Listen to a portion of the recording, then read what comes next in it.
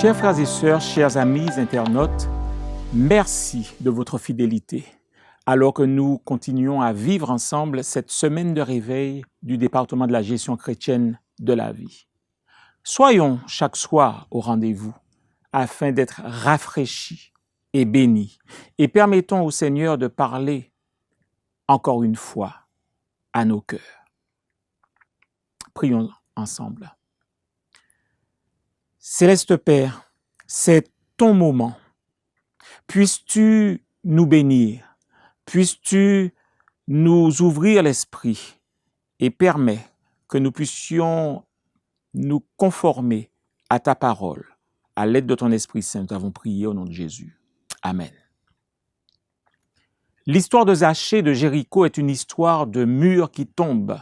Luc 19, verset 18 parle de la façon dont les murs de séparation dans la vie de Zachée furent brisés et comment les relations entre lui et Dieu et entre lui et les autres ont été restaurées.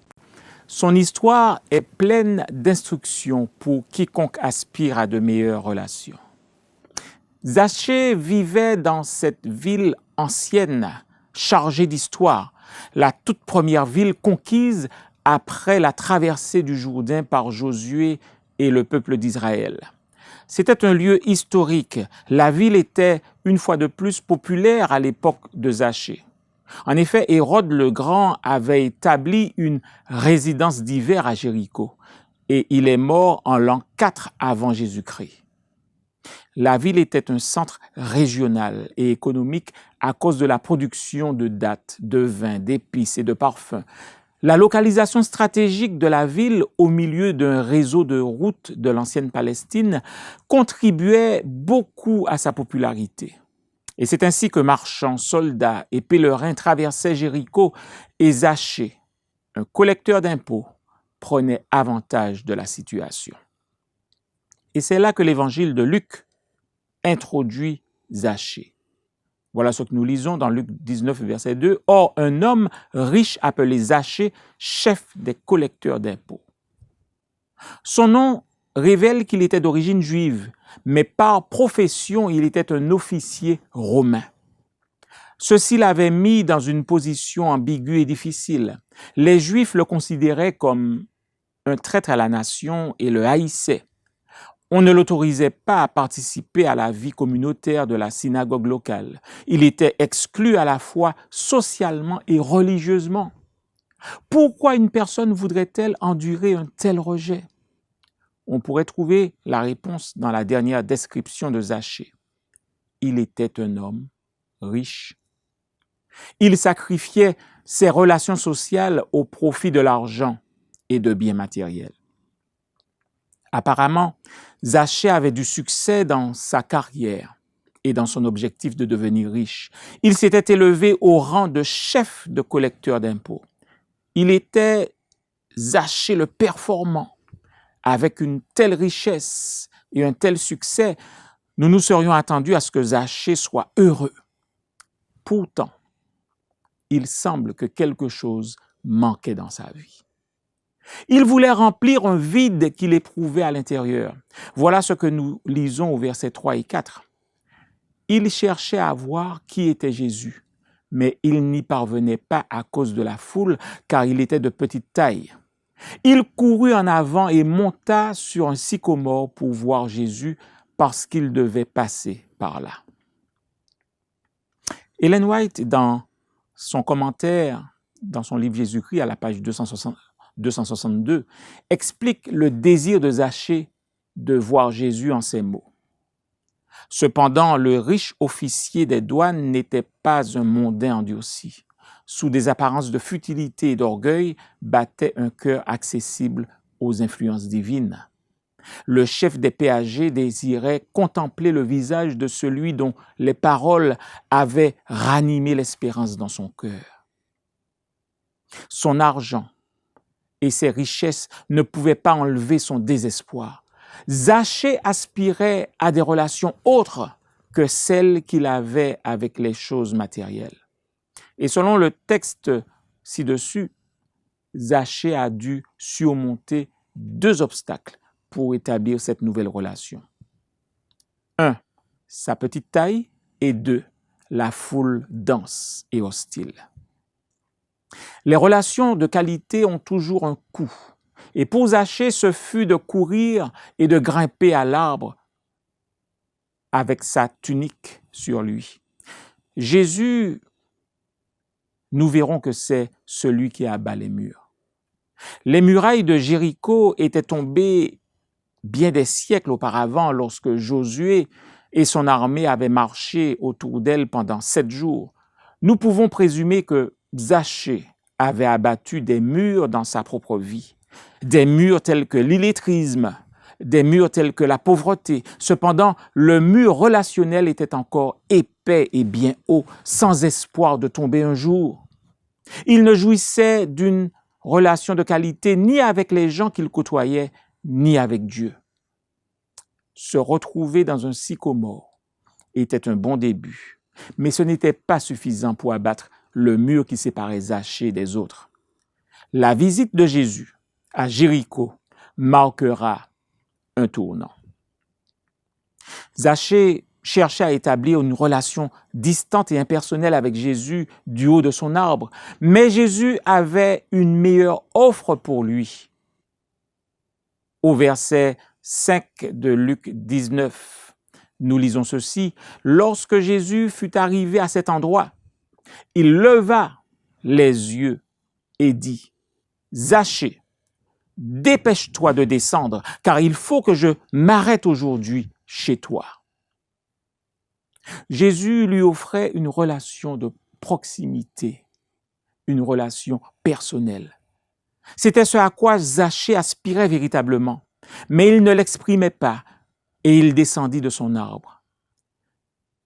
L'esprit de prophétie commente la réponse de Zachée de la façon suivante.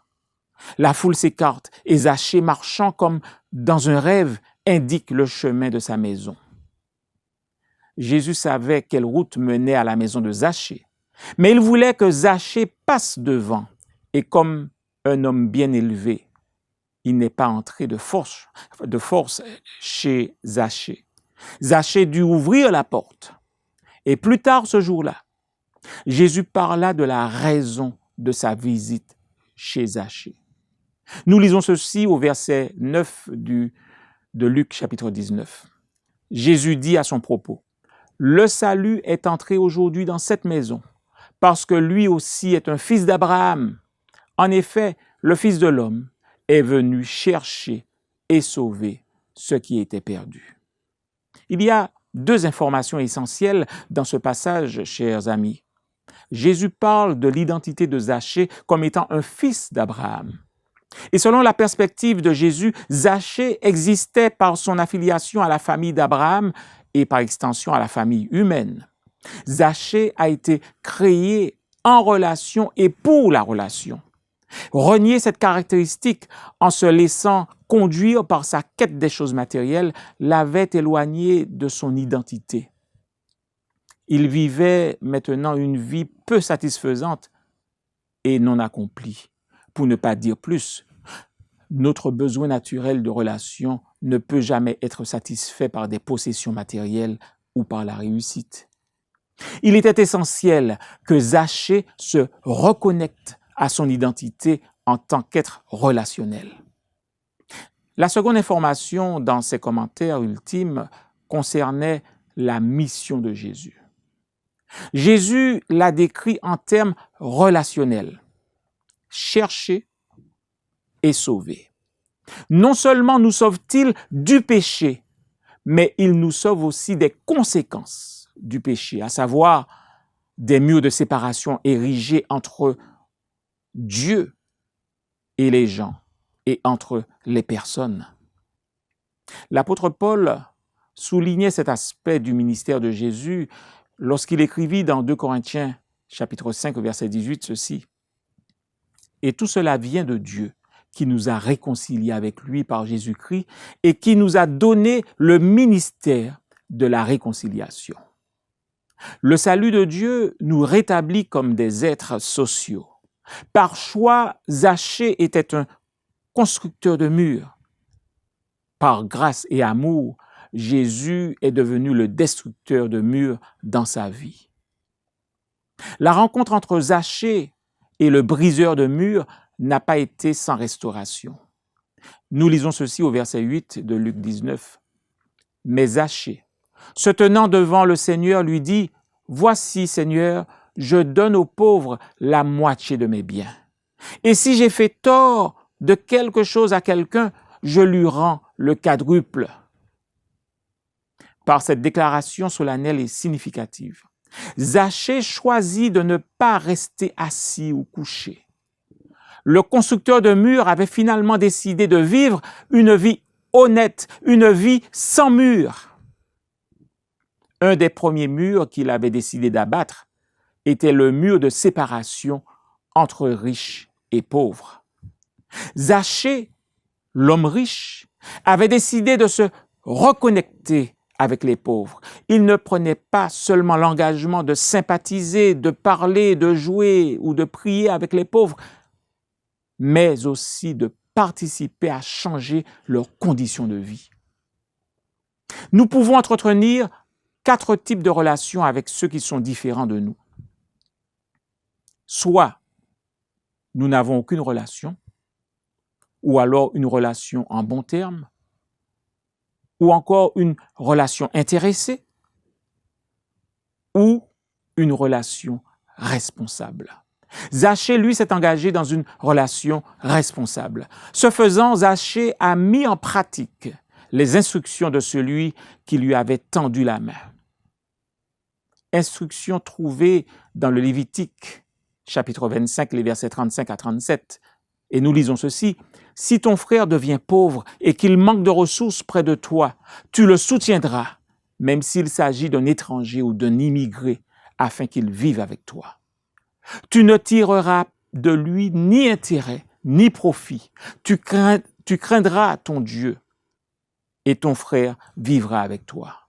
Tu ne lui prêteras pas ton argent à intérêt et tu ne lui prêteras pas ta nourriture pour en tirer profit. » L'ancien Zachée, cupide et égoïste, s'était engagé dans quelque chose d'inimaginable. Cette sorte de relation avec les autres était possible à cause de sa relation intime avec le Sauveur. Quand nous nous connectons à Dieu, nos tendances égoïstes sont vaincues et nous sommes transformés à son image. En plus de partager avec les pauvres, Zachée s'est engagé à rendre ce qu'il avait volé. Certaines relations ne peuvent jamais être rétablies sans une restitution appropriée. Un principe de base est d'assumer la responsabilité de la relation rompue, de reconnaître que nous avons fait du tort à l'autre et de faire tout ce qui est possible pour réparer le mal. Ellen White fait ce commentaire au sujet de la restitution de Zachée. Elle nous dit dans le livre Jésus-Christ, à la page 480, « Aucun repentir n'est sincère s'il n'entraîne pas une œuvre de réformation. » Lorsqu'une relation a été brisée, il n'est pas sage de passer rapidement à autre chose sans aborder les causes derrière le conflit passé.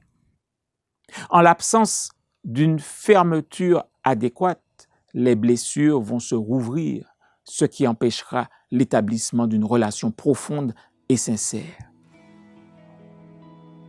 En conclusion, chers amis et frères et sœurs, Zachée avait vécu à l'intérieur des murs du matérialisme pendant des années. Il n'était ni heureux ni satisfait. Après sa rencontre avec Jésus, sa relation avec Dieu et les autres est passée avant l'acquisition des richesses. Il était libéré de sa prison dorée. Il est devenu un instrument de liberté pour les autres. Pourquoi n'invitons-nous pas Jésus à agir comme un destructeur de murs dans nos vies? Qu'il en soit ainsi et que le nom de Dieu soit glorifié. Amen. Pour aller plus loin, si vous êtes à l'aise avec l'idée, racontez comment une relation brisée a été restaurée. Comment vous vous êtes senti après cette expérience? Quelqu'un lutte-t-il actuellement pour réparer ou améliorer certaines relations? Souhaitez-vous demander l'aide de Dieu? Ma promesse pour aujourd'hui: améliorer mes relations, grandir dans la fidélité, le pardon et aimer par principe.